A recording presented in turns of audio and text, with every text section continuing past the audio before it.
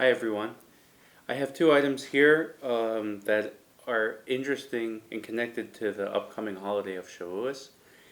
And these two have to do with the Sephardic or the Spanish rite of Shavuos. Let's begin. The first item I have here is oblong, and it's long. It reads this way. Open it up. And this is a book of Azharoth.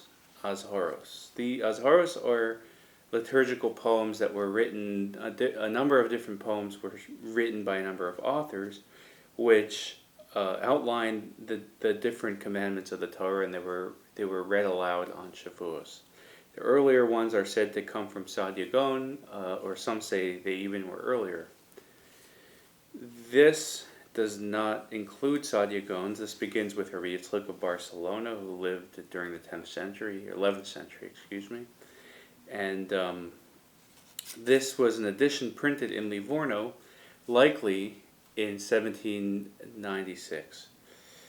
I say that because this one is missing a title page, and I did some research, and I looked and noticed that a few editions of this oblong Azharoth were printed, but they all, as mine does, they all have undecorated page borders. In other words, each page has a border that surrounds the page, likely to adorn it. And my page borders are more adorned than the other ones I saw. That's just an interesting thing. But anyway, so the first Azharoth of Rabbi Isaac go for about half of the volume, and that continues until the second Azharoth, which were by Gabirol, Reuven of Gabirol. Those were written in a different fashion, and for those who know piyutim or poetry, the Azharoth of Rabbi Isaac were written in a style that had a strophe, an antistrophe, and had a biblical quote after each passage. The Ibn Gabirol is written in groups of 4, and probably, I haven't done the count, but it's probably a actual meter. And the meter would be taken from the number of syllables that he gives to each of the group of 4. Following that is another aspect of the Sephardic custom on Shavuos, which is to split the Book of Ruth into 2 parts, and the part for the first day ends in the middle of it, and then continues with the Azharoth of Ibn Gabirol, and we see it here at the point where Ruth and Boaz meet. That's what's going on in the story, and that ends right at that point. Continuing, the Azharoth of Ibn Gabirol end, and then they finish the Book of Ruth, again divided into 2 for the 2 days of Shavuos.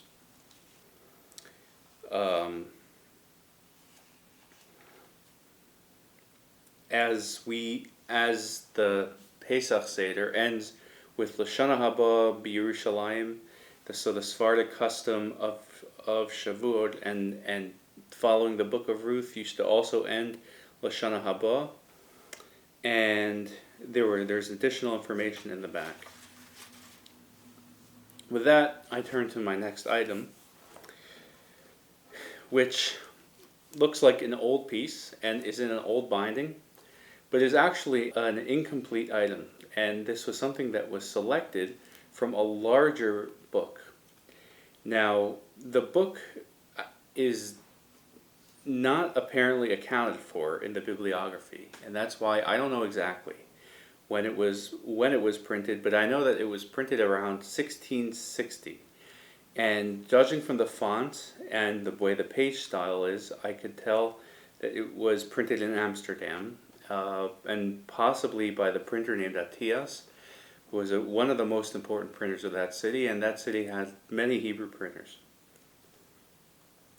What I found so interesting about this piece is that this is a selection of papers that came out of a large Machzor that was put into a smaller volume, and an old binding was put onto it in a way of preserving it as if it was an individual book.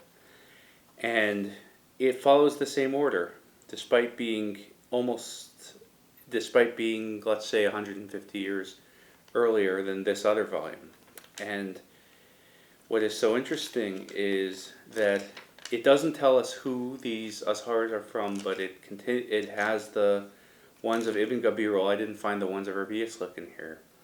And it splits Ruth into half, and then continues for the second day, and then continues the Book of Ruth, and finishes Shavuoth. There's additional material here for the holiday of Sukkoth, for Hoshana Rabbah, and Shemini Azaris. And it finishes in the middle of text, yet surprisingly has this old binding. And as far as I can tell, this binding may have been also 17th century.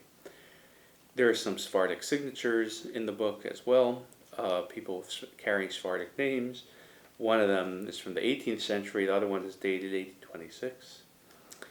And these two items I'm putting together in one video because I found to be so interesting about small liturgical items which were actually used and actually prayed from in Sephardic synagogues. Let's say this one was in the one in Livorno, and this one likely was in the one in Amsterdam, that have come down to us, that we can actually see how people used their liturgical books or their Machzorim, and how they prayed. And that, to me, was what puts them together, and what I found so interesting to have them in my library. Thank you very much.